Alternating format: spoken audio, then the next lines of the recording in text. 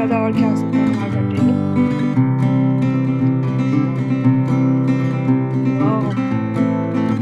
छोटू सा प्यारा सा। चलो काटो।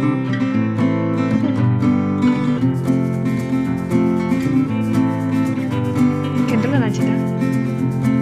Happy birthday to you, happy birthday mister मोटे, हैप्पी बर्थडे टू यू। वो मैं तो नहीं खा सकती हूँ, मैं तुम्हें खिलाऊंगी। ध्यान से, ये आता तुमने कैसे, थोड़ा सा।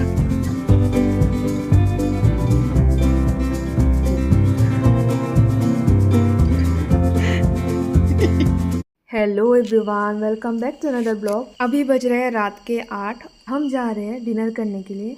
हमने ना ब्रेकफास्ट, लंच और डिनर तीनों टाइम का खाना बुफे मिलेगा, जो हमने ले लिया ऑलरेडी। और थोड़ा सा वॉक करके जाना पड़ता है, अगर कोई अनहेल्दी है उनके लिए शायद थोड़ा प्रॉब्लमेटिक हो, लेकिन बगी सर्विस तो है, शायद उनको लेके जा सकते हैं। बट हम दोनों को टहलना बहुत अच्छा लगता है, इसलिए हमने सोचा हम टहल के चले जाते हैं। और रात का टाइम था और ऊपर से फुल मून है, नहीं एकदम कीड़ों की आवाज़ आ रही थी, चिड़ियों की आवाज़ आ रही। एक पता है चिड़िया भी उड़ के गया था अभी। अभी बज रहा है सुबह के 8 और हमें ब्रेकफास्ट करने के लिए जाना है।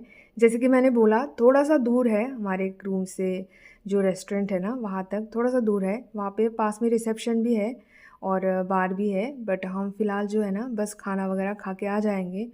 और थोड़ा बहुत ना आप देख लीजिए, जो चारों तरफ से ना ऐसे जंगल वाली व्यू आती है। और ब्रेकफास्ट करने के बाद ना हम रेडी होना स्टार्ट कर दिए, क्योंकि ये हमारी थोड़ी सी आदत है, हम कोशिश करते हैं अर्ली चेकआउट करें।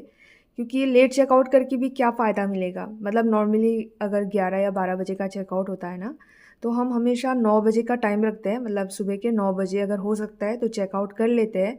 और उसके बाद जहाँ भी जाना है हम चले जाते हैं, क्योंकि 12 बजे इतनी तेज़ धूप रहता है ना, उस टाइम पे हम अवॉइड करते हैं इतनी जो है ना धूप में चेकआउट करना। काफ़ी लोगों के मन में ये सवाल आ सकता है कि ये दोनों बस घूमते रहते हैं, कुछ काम धाम नहीं है क्या? तो मैं बता दूँ, हम 1 दिन की छुट्टी में भी घूमते हैं और 2 दिन की छुट्टी में भी घूमते हैं। हम एक्स्ट्रा छुट्टी नहीं लेते हैं घूमने के लिए। और वो कैसे होता है मैं आपको बताती हूँ। मान लीजिए आपके पास 2 दिन की छुट्टी है, सैटरडे और संडे। तो हम करते क्या है, फ्राइडे नाइट को मेरे पति के ऑफिस से आने के बाद हम निकल जाते हैं और रात के 12 या 1 बजे तक हम पहुंच जाते हैं नेक्स्ट डेस्टिनेशन पे, जहाँ पे हमें रुकना है। और उस रात को ना हम बहुत महंगा वाला होटल तो नहीं लेने वाले, क्योंकि एक ही रात की बात है, किसी तरह से हमें सोना है। इसलिए हम थोड़ा बहुत सस्ता वाला ले लेते हैं। सस्ता मतलब जिसमें कम फैसिलिटीज़ होंगे, जैसे कि अब एक बार ना हम हॉस्टल में रुके हुए थे। मतलब रूम है बट वहाँ पे बस सोने के लिए एक कमरा है, बाथरूम है और उसके अलावा कुछ नहीं दिया गया। 2 तौलिया दिया गया है और साबुन वगैरह तो दिया जाता ही है। बट वहाँ पे पानी की बोतल, ग्लास मतलब कुछ नहीं मिलेगा। ऑब्वियसली पता ही होगा जो लोग हॉस्टल में रह चुके हैं।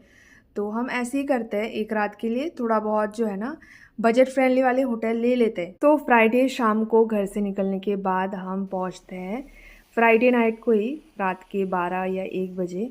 फिर नेक्स्ट दिन हमारे पास बहुत सारा टाइम होता है, मतलब सैटरडे संडे 2 दिन छुट्टी हो गई। सैटरडे को हम जाते हैं उसी रिजॉर्ट में या होटल में जिसके लिए हम इतनी दूर आए हैं। और संडे को फिर हम चेकआउट कर लेते हैं, अर्ली चेकआउट कर लेते हैं 9 या 9:30, मतलब 10 बजे के अंदर कर लेते हैं। और अगर हम 10 बजे चेकआउट कर रहे हैं तो घर पहुंचते पहुंचते फिर 2 बज जाते हैं।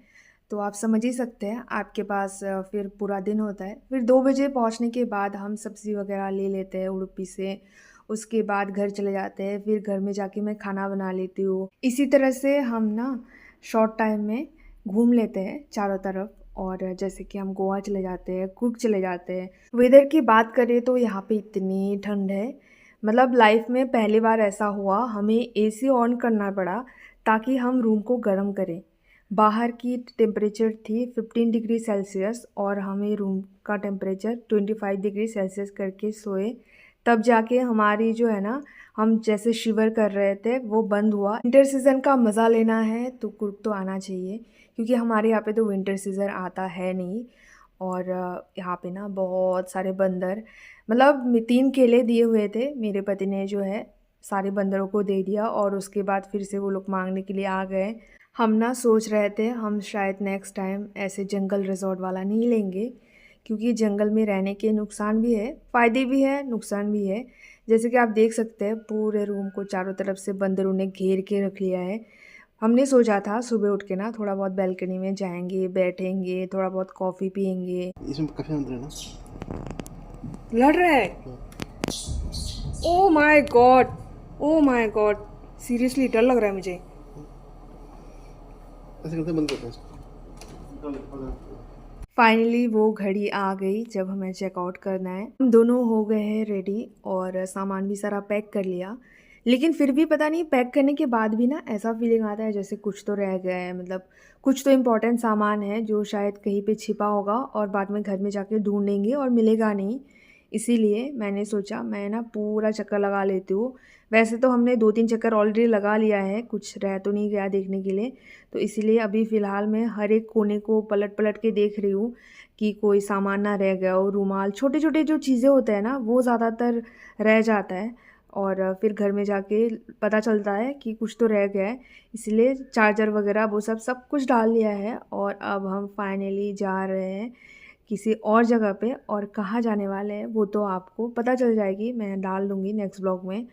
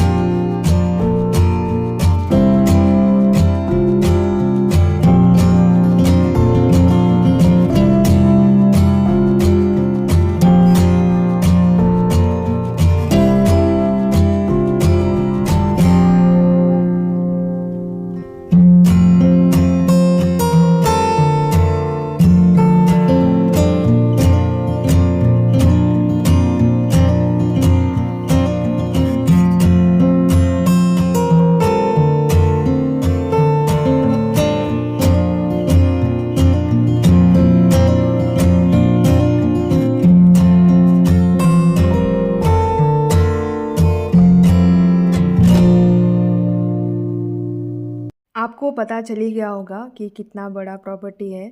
और हमारे रूम से लेके हमने जो है ना बगी ले लिया, और जहाँ पे हमने गाड़ी को पार्क किया हुआ है हम वहाँ तक जाएंगे। दोनों चीज़ों को लेके बहुत ज़्यादा चूज़ी है। और जितने सारे रिज़ॉर्ट में हम अभी तक गए हैं रुकने के लिए, हमने काफ़ी सारा रिसर्च करके लिया है। ऐसा नहीं कि अचानक मन किया और चले गए।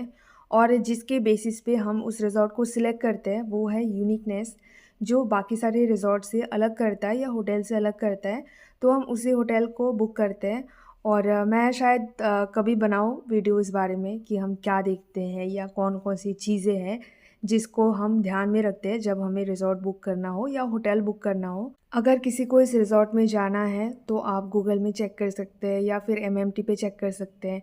अभी तो किसी भी अच्छे रिज़ॉर्ट का आपको रिव्यूज़ वगैरह, फ़ोटोज़ वगैरह तो ऑनलाइन मिल ही जाता है। और मैंने तो इस पे पहले भी वीडियो बनाया है, तो आप जाके चेकआउट कर सकते हैं अगर आप प्लान कर रहे हैं रुकने के लिए। और प्राइस की अगर बात किया जाए, अगर आपको यूनिकनेस चाहिए तो उसके लिए तो हाई प्राइस थोड़ा बहुत पे करना पड़ेगा। मैं ये कहना चाहूँगी कि लाइफ में ना सबकी प्रायोरिटी अलग होती है। हमारी प्रायोरिटी है घूमना फिरना। मतलब कुछ लोग बोलेंगे कि तुम बच्चा क्यों नहीं कर लेते, बस घूमते फिरते रहते हो। बोलते भी रहते हैं, बट मैं ये कहूँगी कि हमारी प्रायोरिटी ना घूमना फिरना है। अब जिन लोगों की प्रायोरिटी बच्चा करना है वो आईवीएफ करा रहे हैं पैसे दे के, और काफ़ी सारे अच्छे डॉक्टर को दिखा रहे होंगे, बट हमारी प्रायोरिटी कुछ और है। हमारा बहुत बाद में आता है बच्चा वगैरह करना। मैं तो यही कहूँगी, आपको एक ही बार ज़िंदगी मिला है। पता नहीं नेक्स्ट जन्म में आप बंदर बने, चूहा बने, कोई गारंटी नहीं है। इस जन्म में आप इंसान बने हो तो जितने सारे आपकी लाइफ की इच्छाएं हैं वो पूरी कर लेनी चाहिए। मैं इस वीडियो को यहीं पे एंड करती हूँ। आई होप आप सब सही होंगे। तो मिलते हैं फिर नेक्स्ट ब्लॉग पे।